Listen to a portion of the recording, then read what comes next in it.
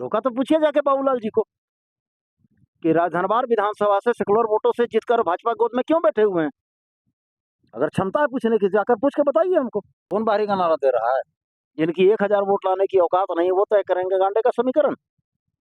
और बाहरी कौन है? झारखंड के मूलवासी अगर झारखंड में चुनाव लड़ रहे हैं तो बाहरियों की बात करने वाले कौन है? इन बातों में कोई दम नहीं है। और आप देख रहे हैं पब्लिक डिमांड। मैं पिंटू बाबू। गांडे उपचुनाव बेहद इंटरेस्टेड होता जा रहा है, चूंकि ये पूरे विधानसभा का हॉट सीट माना जा रहा है। हमारे साथ गिरिडीह के विधायक सुदीप कुमार सोनू जी बने हैं। आइए हम इनसे बात करते हैं और इस विधानसभा के विषय में जानने का प्रयास करेंगे। सर, आपको हमारे चैनल पर स्वागत है। धन्यवाद आपको और आपके दर्शकों का अभिनंदन आपके माध्यम से। बेहद आप यात्रा कर रहे हैं, अभी सर लोगों के बीच में जा रहे हैं, क्या रिस्पॉन्स मिल रहा है पब्लिक से? बहुत अच्छा रिस्पॉन्स है और स्थिति ये है कि जाति धर्म की बेड़ियों को तोड़कर गांडे विधानसभा इस बार कल्पना सोरेन के साथ जा रहा है।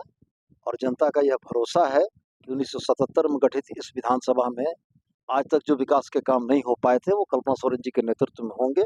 और हमें लगता है कि बहुत ऐतिहासिक विजय होगी और तमाम वर्गों का जो समर्थन मिल रहा है उसके लिए गांडे की जनता को बहुत बहुत धन्यवाद। सर, आप बोले जाति धर्म की बेड़ियों को तोड़कर, लेकिन यहाँ देखने धरातल स्तर पर देखने को मिल रहा है कि जिसका जितना बड़ा समुदाय है उसको लोग को टिकट दे रहे हैं, उनको लोग ज्यादा वेटेज दे रहे हैं। इस पर कितनी सच्चाई? आपके सामने हम बैठे हुए हैं। गिरिडीह में कितना मेरे जातिगत समीकरण है। पार्टी ने 3 बार टिकट दिया, आज हम विधायक हैं। उसको भी जरा पता कर लीजिए। हम तो सबसे सर्वश्रेष्ठ उदाहरण है जिसकी पार्टी का कोई, जिसके जात का कोई बड़ा सिग्निफिकेंस नहीं है, बड़ा वोट बैंक नहीं है, उसके बाद पार्टी ने हमको कार्यकर्ता होने के नाते टिकट दिया और क्षेत्र की जनता ने काम करने के चलते हमको आशीर्वाद दिया। ये सब बेकार की बातें हैं, ऐसा कुछ नहीं होता है।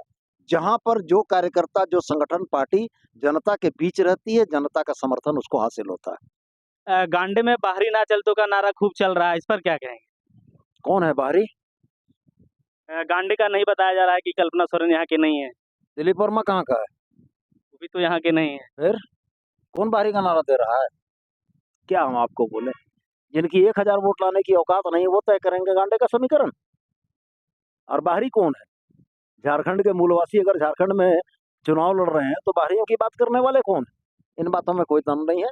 और मैंने जो लाइन एक कही आपको कि तमाम जाति धर्मों का वोट कल्पना सोरेन को जाति धर्म की बाधाओं को तोड़कर मिल रहा है और ऐतिहासिक विजय होगी। क्या ऐतिहासिक बता रहे हैं? क्या रिकॉर्ड, क्या मत क्या रहेगा, कुछ अनुमान? ये तो चीजें 4 जून को तय होंगी। मैं ये कह रहा हूँ कि 77 में गठित गांडे विधानसभा से इतने मतों से आज तक कोई नहीं जीता होगा जितने मतों से कल्पना सोरेन जी जीतने जा रहे हैं। विरोधियों का मानना है कि यही गांडे में आप ही के विधायक थे, सरकार भी आप ही का था, उनके बावजूद भी आप जनता को धोखा देके अपने उम्मीदवार को फिर से खड़ा कर रहे हैं वहाँ पे। इन पर क्या रहते हैं? धोखा देना शब्द क्या मतलब होता है? कि धोखा क्या? 4 महीना बचा है, उनके बाद भी इस्तीफा दे दिए हैं।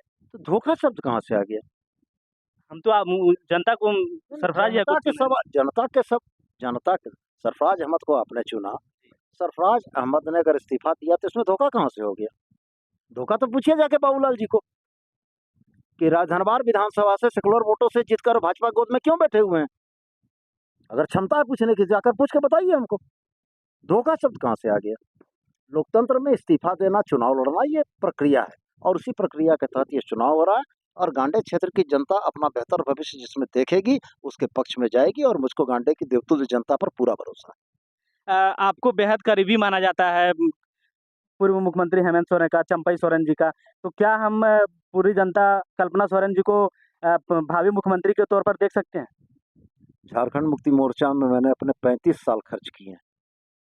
1989 से मुक्ति मोर्चा का झंडा उठाकर आज तक चलता आ रहा हूँ। तो निश्चित रूप से अगर 3.5 दशक हमने किसी संगठन के लिए खर्च किए तो संगठन हमको मान सम्मान देगा। और रह गया सवाल कि मुख्यमंत्री कौन बनेगा, ये पार्टी तय करती है, विधायक दल तय करता है, सुदीप कुमार सोनू तय नहीं करता है।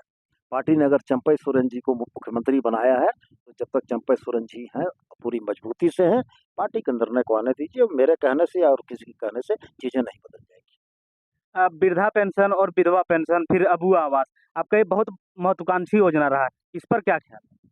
बिल्कुल, पूरे देश में सर्वजन पेंशन की योजना लागू करने वाला झारखंड इकलौता राज्य रहा। विधवा के लिए 40 वर्ष की उम्र पिछली सरकारों ने बनाकर रखी थी, हम लोगों ने उम्र सीमा को शांत किया। कोई भी महिला 18 साल की उम्र में शादी होने के बाद 19वें साल में विधवा हो सकती है। अगर उसको 21 वर्षों तक इंतजार करना पड़े विधवा पेंशन के लिए तो उसके लिए अन्याय है। इस अन्याय को हम लोगों ने समाप्त किया। आबुआ आवास हो, सावित्रीबाई फुले किशोरी समृद्धि योजना हो, ये तमाम चीज़ें हेमंत सोरेन सरकार की फ्लैगशिप योजनाएँ हैं, जिससे जनता को सीधे तौर पर लाभ मिल रहा है और मैं समझता हूँ कि यह परिलक्षित होगा 4 जून के चुनाव के नतीजों में। जनता जनार्दन से क्या अपील करते हैं आप?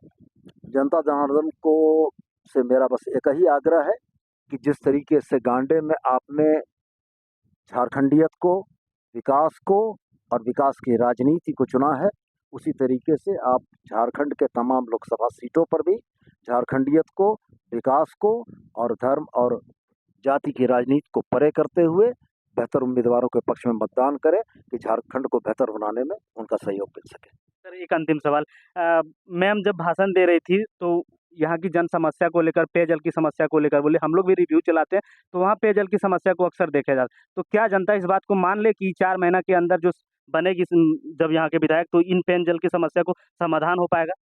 निश्चित रूप से इन 4 महीनों के लिए जो कार्यसूची हम लोगों ने तैयार की, उसमें 3 प्रमुख काम हैं। एक सड़क है, एक पेयजल है और एक बिजली है। और सड़क और पेयजल की बिजली की समस्या का समाधान करना सर्वोच्च प्राथमिकता होगी। मुझको उम्मीद है कि गांडे की जनता इसको धरातल पर देखेगी और गुणात्मक अंतर उन्हें दिखेगा कि इन 4 महीनों में उनकी समस्याओं के समाधान में गुणात्मक अंतर धरातल पर दिख रहा है। जी, धन्यवाद। पब्लिक डिमांड न्यूज़ चैनल के माध्यम से आप सुदीप कुमार सोनी जी को सुन रहे थे। इनके विचारधारा को लेकर क्या सोचते हैं, हमें कमेंट सेक्शन में बताइए। हम मिलते हैं नए वीडियो में। जनता जनार्दन की जय। न्यू गिरिडीह रेलवे स्टेशन के बगल जमीन खरीदने के लिए संपर्क करें 9771638361।